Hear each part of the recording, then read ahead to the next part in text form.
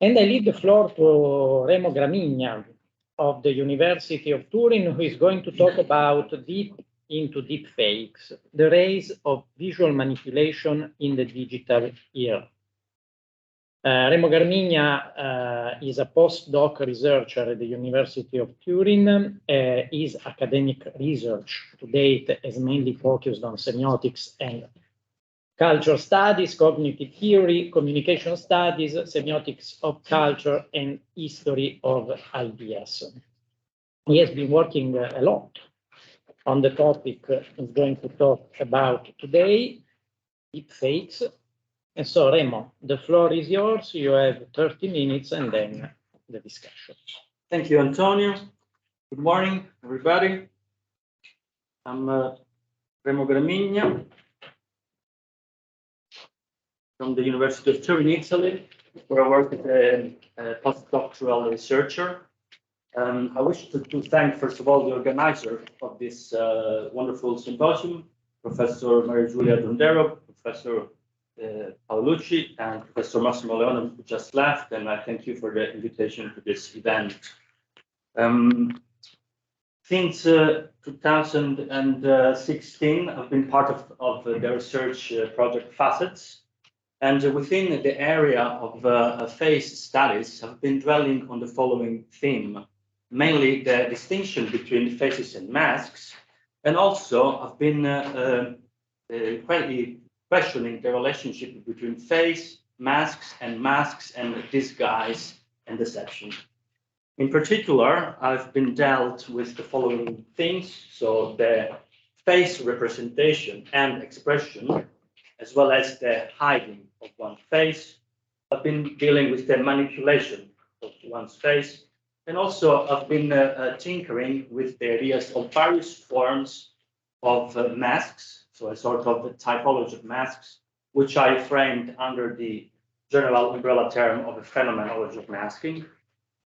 This, of course, has led me to a discussion of what can be called virtual or digital masks, which today goes under the rubric of deepfake. Although you are all very familiar with this term, it's been evoked yesterday on several occasions, it is perhaps quite handy to provide a sort of a signpost for all of us. So deepfakes are basically altered footage, audio or video, in which the face of the person has been somewhat altered so that he or she says or does something she or he has never done. I will come back to this concept because it's important. The backbone of my speech is as follows. I will provide some general distinctions about the fakes and deepfakes idea.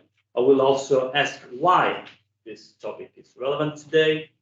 And I will specifically point out some of the main shortcomings regarding this topic.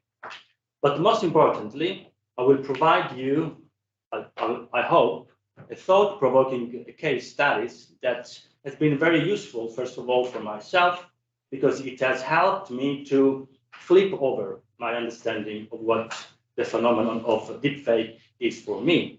So this has helped me to look at the issue from a different perspective. Okay, let us first look at the short clip. Perhaps we should.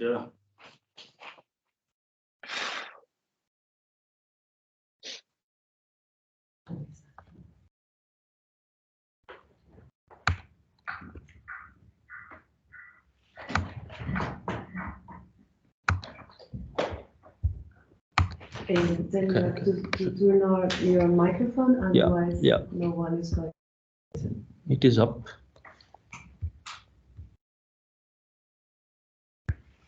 Your computer is quite slow. Okay, well, it's the famous deepfake of Kim Kardashian, who says stuff that she has never done. I'm pretty sure you are familiar with it. Made me rich beyond my wildest dreams. My decision to believe in Spectre literally gave me my ratings and my fan base. I feel really blessed because I genuinely love the process of manipulating people online for money. Okay, so this is quite famous footage already. So the question that usually pops up are, is this real or is it fake? the effect we have is not so disturbing because we are. No, sorry. Yeah. Otherwise. The effect we have is not so disturbing because mine is switched off. Okay. But essentially, we do have a sort of a cognitive dissonance effect. Yes. So obviously, the question of the evaluation of what is true or what is not, it's important for us. Certainly, this is something that we all have to do, and it is also ingrained in our evolutionary history. It was pointed out yesterday, because as human beings, we do have to discern from our friends and from our enemies, first of all. But on a more philosophical level, the discussion of truth and falsity, deception and fictitious idea has a long philosophical history, obviously. So historically, philosophers are the ones who have discussed the subject. And they have generally addressed the question of what is right and what is wrong in deceiving others. Plato, Saint Augustine, Immanuel Kant, they have all dealt with this subject from an ethical point of view. So I myself do remember when I had first read the two little treatises devoted to the issue of lying and deception written by Augustine or Saint Augustine, the Mendacio and Contramendacium. I was a little bit younger than I am now, and I was in Estonia doing my PhD at the University of Tartu. But reading the books of St. Augustine was a little bit of a game changer for me, because it opened up certain research questions that are cashing in now with the issues of digital falsities. This eventually has become a book on the theory of signs, signification, and lying in Augustine, in which in chapter 4 I tackle and I unpack the issue of malafide communication, deception, misleading, and lying. Although 1,593 years have passed since St. Augustine, the issue of deception is still relevant today. Indeed, this topic has gained momentum. There are several publications, call for papers, books, and symposia devoted to this issue. So this is a crucial question for us. Now, there seems to be a social-cultural discourse around deepfakes, which basically forms a sort of a deep connection, a strict connection between deepfake and deceit. This is obvious both from the definitions given from the deepfake phenomenon, as well as from the history of the subject. So we need to ask whether are really deepfakes designed to deceive, first of all. So really generally, if we take the average definition of deepfakes, for instance, Wikipedia or the Oxford Dictionary, you will notice that there is an underlying suggestion that deepfakes can be more easily used for deceiving, as you can see, or they are typically used to spread false information or maliciously. Very famously, philosopher John Fallis has published a quite important article in this subject, and he noticed that deepfakes raise a worry that there is basically a sort of blurring of the distinction between what is true and what is false. For us, that comes from a background in semiotics, this is opening up an open door. Already in the 1970s, as most of you usually remember, GRAMIGNA has talked about the blurring of this distinction. So the distinction between real and fake is obliterated. The boundaries between plausibility, veracity, reliability, and certitude are basically blurred. So there seems to be a kind of a doom and gloom scenario around deepfakes, which is predicated upon the following points. First of all, the more AI gets sophisticated, the harder it gets to spot them. It will become a sort of a one-click fake, they say, so very accessible. It capitalizes on the massive availability of data available online. It is designed to deceive, as if deception is an intrinsic element of deepfake. It sets deepfakes in contrast with classical media, like photography, was pointed out also yesterday in some of the presentations. So the narrative says that basically with digital media, the so-called digital media, there is a kind of a loss of the referent or a loss of the indexicality. So in the digital fakes or in the deep fakes, there seems to be a detachment of the image to the referent. It was already pointed out yesterday. Now, very briefly, this thesis of the loss of indexicality or the loss of the referent was already touched upon yesterday, so there is no need to go into the details, but very briefly, it posits that there is a gradual shift from a tight connections of signs to their reference to a situation in which signs and reference gradually gets separated from each other. And this apparently provides a more stronger way to deceive others. It's a thesis that should be really radically and critically assessed, right? So if we go back to some of the basics of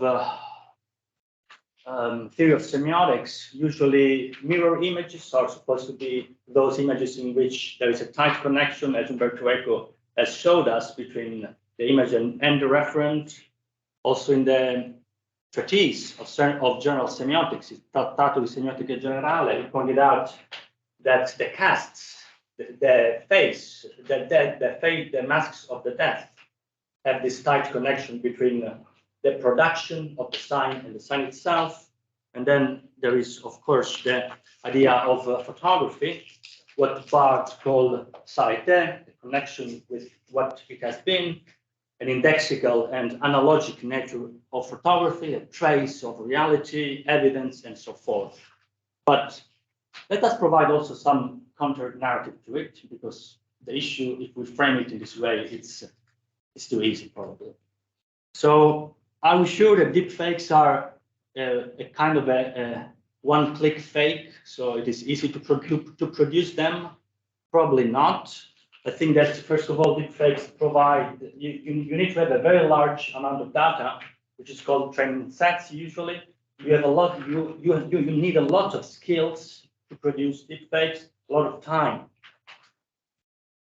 Secondly, photography. Yeah, what about photography? Depiction of a referent, gone. Likewise.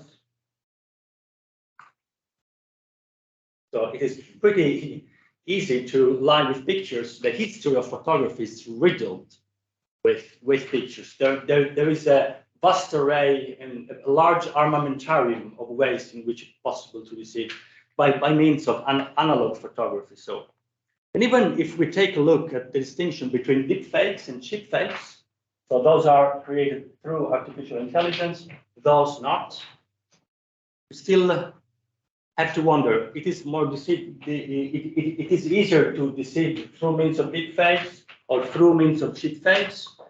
Famous example by Nancy Pelosi, show you.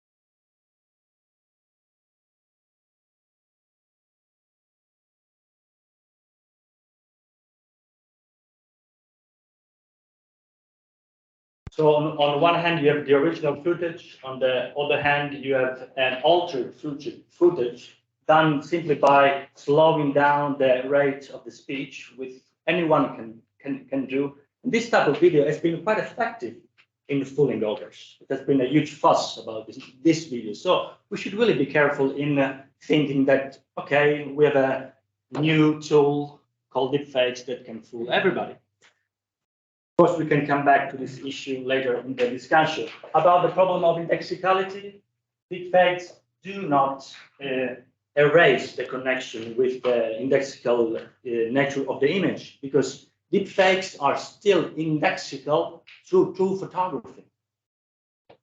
But now I want to show you an example that has helped me to leverage and to kind of look at the issue from a different perspective. It is a documentary called Welcome to Chechnya. It was released in 2020, and it was directed by David France. David France is a quite well-known investigative journalist. He has done a lot of research, a lot of reportage, and it is probably well known to the larger audience for the production of a film called How to Survive a Plague. But Welcome to Chechnya is remarkable for several points. First of all, this documentary exposes the persecution of the LGBTQ communities in Chechnya. So it's quite important, and it provides the possibility of the testimonies that went under this persecution of the Chechen regime to express their voices, to tell their stories. Okay. Since 2017, the Chechen government, led by Ramzan Kadyrov, has been aggressively targeting and purging the LGBT communities in the Chechen territory. So this documentary offers a testimony to the LGBTQ communities who were reporting about the persecution, the discrimination, and the torture that they were experiencing. So it's quite remarkable. But still, why should we consider this particular documentary as important for the understanding of deepfakes, really? Why is it so? Why do I bring it up to the table? So let us take another look at the video clip from the Welcome to Chechnya.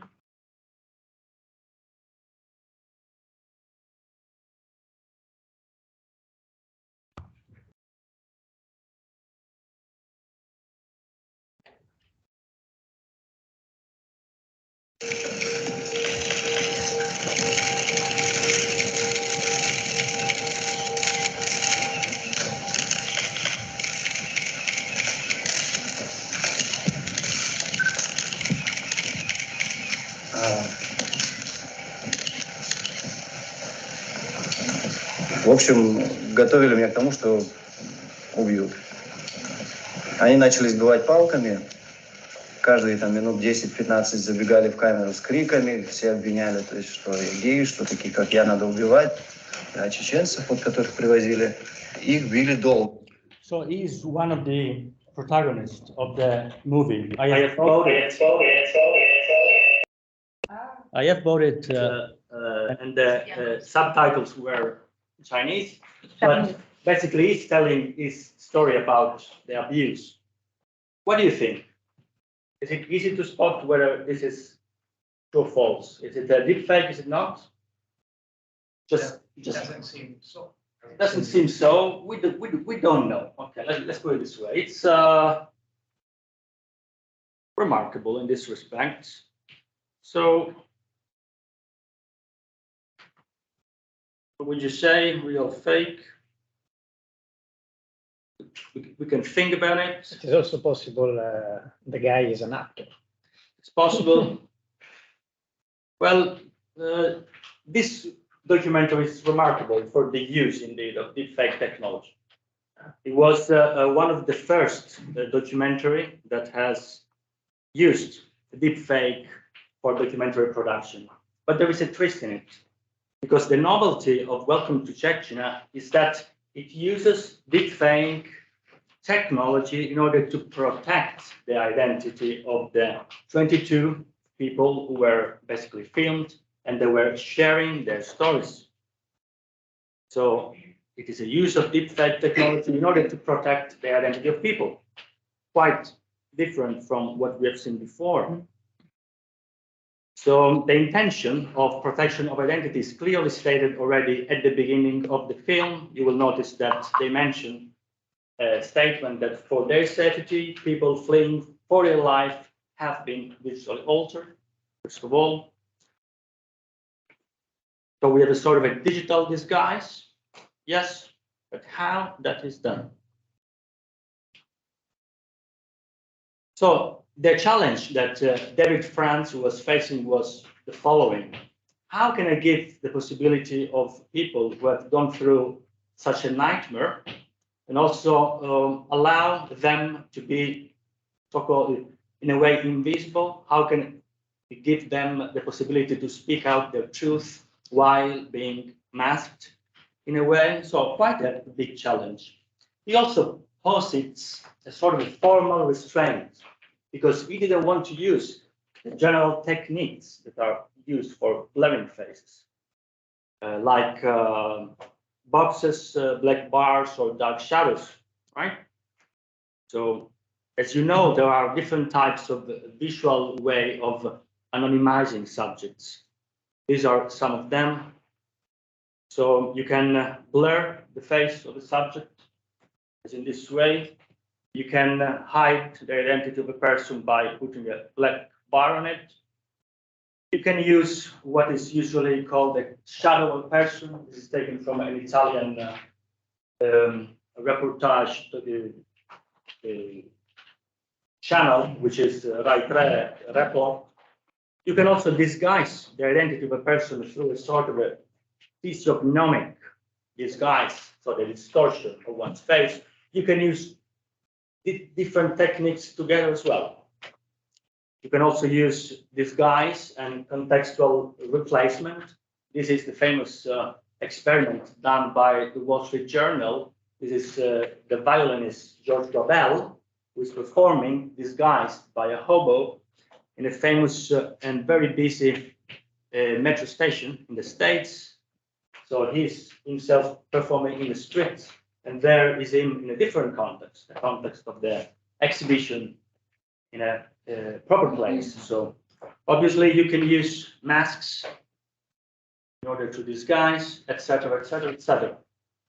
So if we zoom out from a, let's say, more theoretical perspective, obviously these types of identity disguise cash in what in theory of information is called the strategic functions of masking, which are mainly two.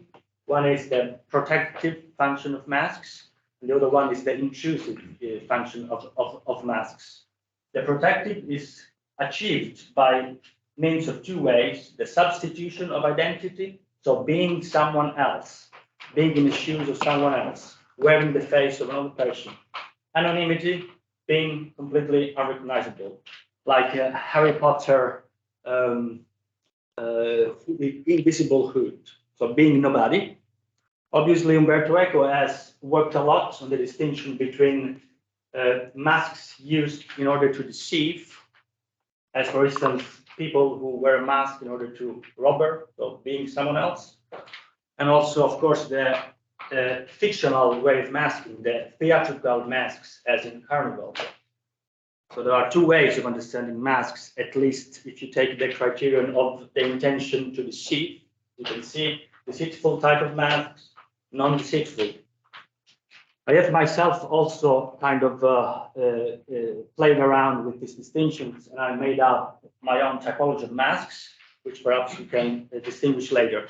But going back to the movie, what was the challenge that the filmmaker was facing with?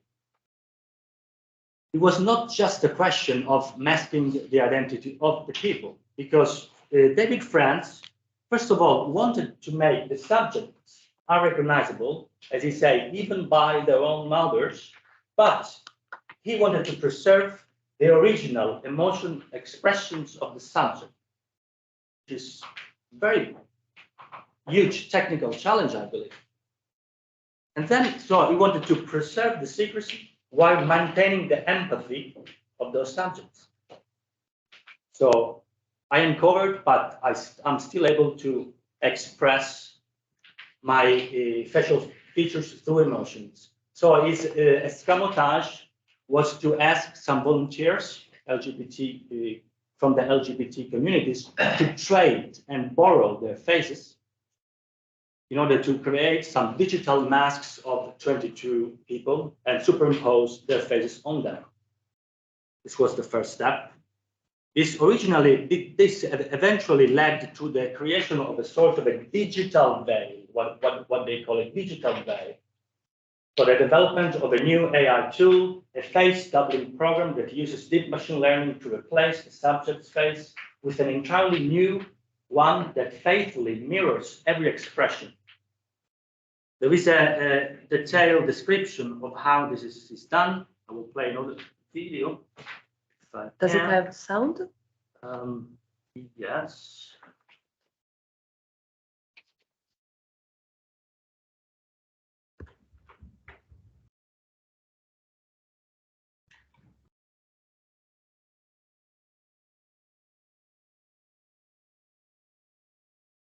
Welcome to Chechnya was shot on many different cameras with varying frame rates and color spaces.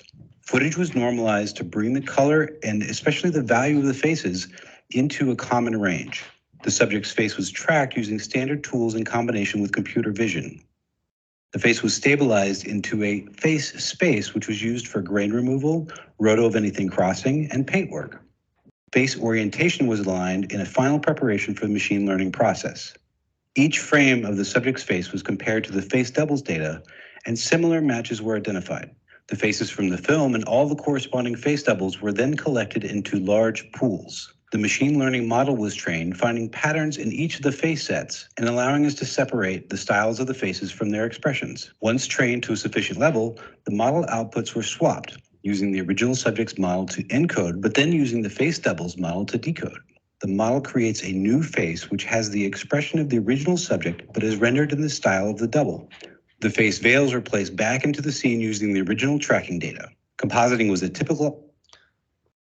It's easier perhaps to get it back to the video when it works.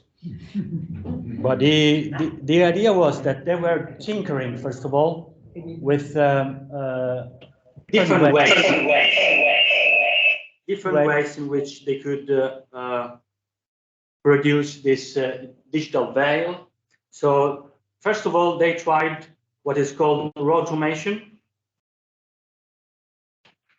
which is something like this, a cartoonized version of the human face.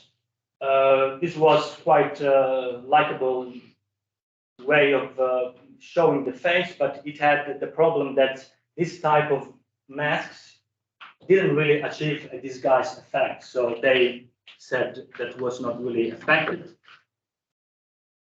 This is, of course, reminiscent of what is called a scrambled suit. Are you all familiar with this book by Scanner Darkly, by Philip Dick, in which there is a sort of a possibility of the subject to disguise and be 1,000 faces at all the same time. So you are 101 and 1,001, basically. So all your boundaries are blurred. There is also the sort of a filmic rendering of this done by Linklater, if you remember, and allow me to play another video without sound. The cartoon-like version is taken more or less from this type of movie, and you will see also the effect of the scramble suit in a second.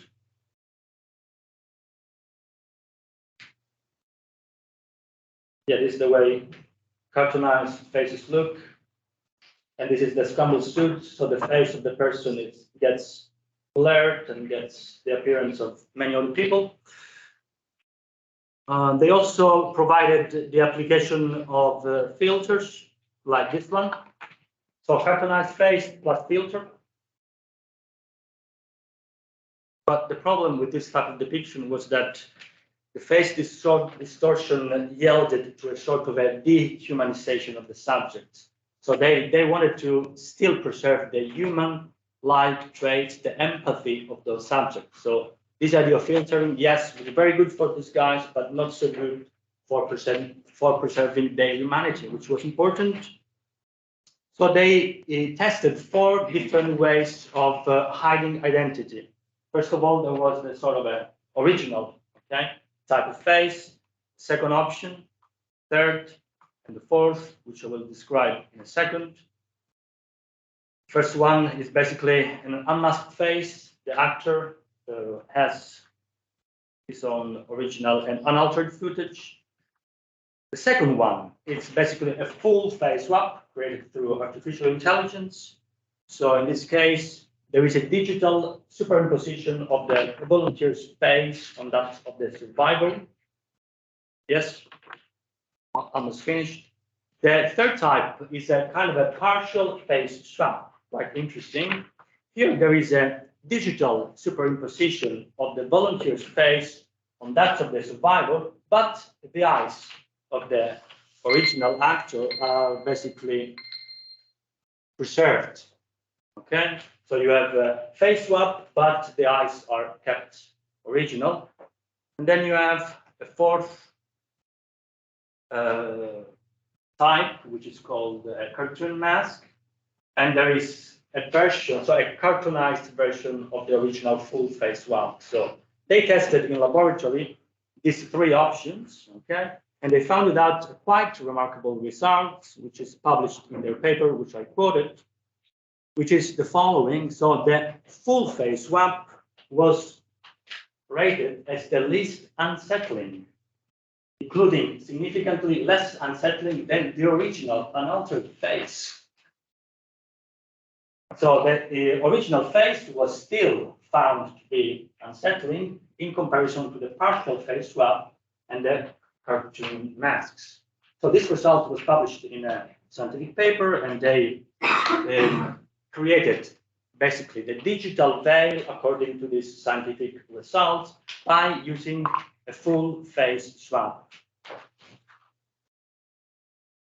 The creation of this full face swap was really costly. They spent hours and hours and hours in a film studio with 9 Panasonic GH5 filming the subject, each volunteer, from all different angles in order to provide the footage needed to create for the creation of the face swap. For all the 22 volunteers, they also let them read the pangram in each of their original language.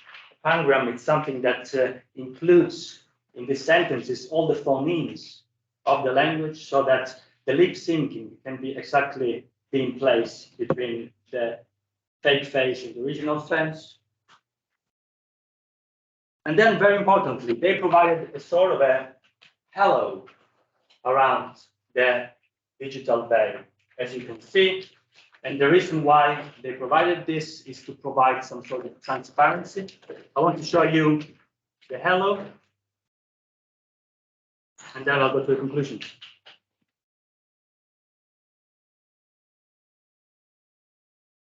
This is a survivor which is masked digitally. It's a full face swap. You can see the halo, and you can see also a visual marker coming out. This is done intentionally, as it is indeed another example of the halo is here.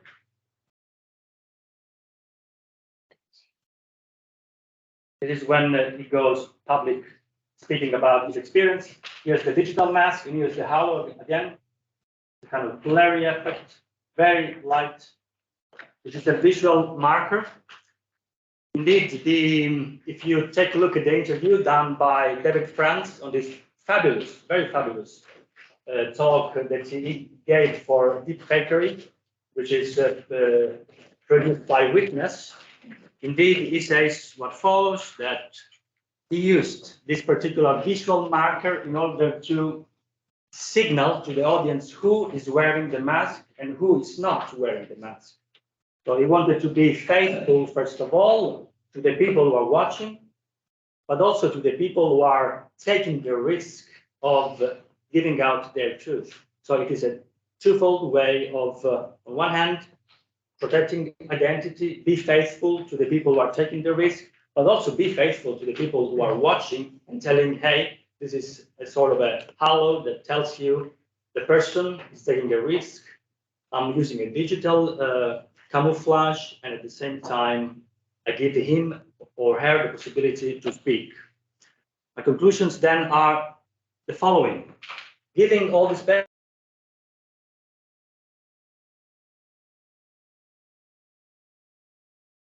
background, the imagery of deepfakes, so peeling away the veneer around this phenomenon.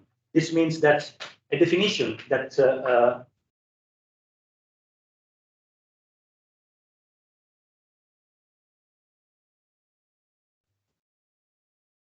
I think it's something we should really take with a pinch of salt, because probably it's something that it is misleading to us. Indeed, some of these discourses don't really help us to understand this phenomenon, I believe. Indeed, as I showed you, deepfake technology can be used as a sort of a digital camouflage, as a sort of a digital disguise and a digital veil. I think that Welcome to Chechnya is a case in point. It envisages the use of deepfakes as masks, which is quite a novelty, I would say. And it capitalizes on the protective function given by masks in order to protect very vulnerable subjects. Ultimately, we should ask whether those type of deepfakes, which can be called simply lies that tells the truth, or veridic fakes in a way, are they not a kind of a new and unexplored form of semiotic guerrilla or digital guerrilla that show us that what matters is not the way in which we pack the concept of deepfake as something deceitful, but what matters is the use we do of technology. Finally, I would take this example as a sort of a digital jiu-jitsu, a way in which basically you can leverage on a point in order to make it to your own advantage. In this case, it is a kind of a David and Goliath fight in which the weak uses the techniques and the means of the strong in order to outmaneuver them. So it is a way of deception and disguise used for good means. With this, I conclude. I thank you for your attention. I'm really eager to get your questions.